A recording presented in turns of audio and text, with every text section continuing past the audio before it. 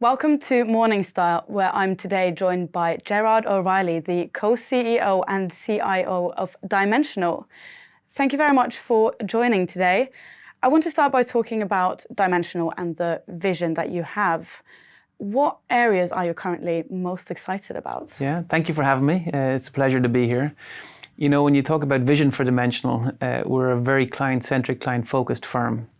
And so we work with financial professionals all over the world, and understanding what needs they have is what drives what we prioritize. So some areas that are particularly exciting now are there's a lot of innovation, I think, that can be done on the various different ways that you can deliver investment solutions to the end investor, whether that's with improving the technology for mutual funds, whether it's ETFs, whether it's separately managed accounts, whether it's model portfolio delivery. I think there's a whole host of areas there that we can make our strategies easier to own for the end investor, which in turn turns them into longer term investors, which I think is a good thing. Other areas of excitement are just ongoing research, ongoing innovation. You always can get better at your craft. And we have a very strong research team that's kind of investigating different areas of the equity and stock markets and the bond markets that are kind of driving new solutions for clients. So you are a very research-driven fund house. So I wonder, can you explain what that means? I mean, the word quantitative comes up a lot. What does that mean for investors? Yeah, quantitative, I think at its heart, what it means is your inference or your insights are based on data. What data can you look at that can inform you something about what expectations you should have for the future? So it's less about opinion, it's less about a hunch, and it's more, what does the data tell you you should expect? And so we have a very strong internal research team. We spend a lot of resources, just like Morningstar does, on the data quality and making sure we have all the right data to answer the questions.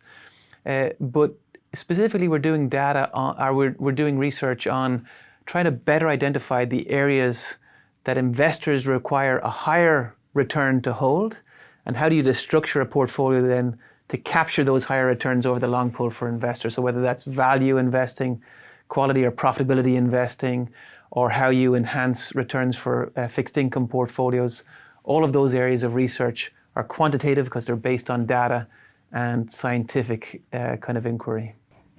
So can you talk a little bit about maybe how this research is informing what areas you are looking to find value at the moment? Yeah, so I'll give you some examples.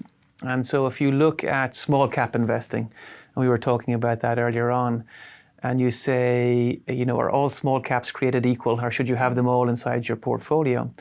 Well, what the historical data would say is that if you look at small cap stocks that have very low profitability and very high relative prices, that those have had much lower performance and returns than the rest of small cap stocks, which is intuitive because investors have paid high prices for low cash flows, means they've applied a low discount rate or low expected return, and they've had low returns.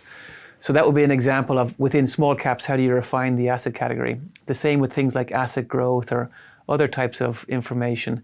So it's things like that, whether it's small cap, value, profitability, or putting them all together in a core strategy that I think can really make a difference for the long-term wealth accumulation of investors, that it's important to take care of those details when you invest.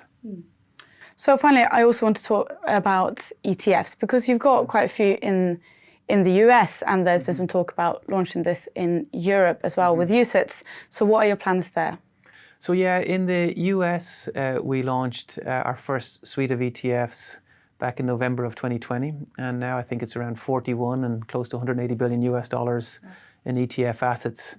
And they're non-index, so what is called in the US is active transparent. And there, I think we've served the needs of the financial professionals, because there's tax questions, but there's also operational efficiency questions for how they can implement the asset allocation on behalf of the families that they serve all over the US.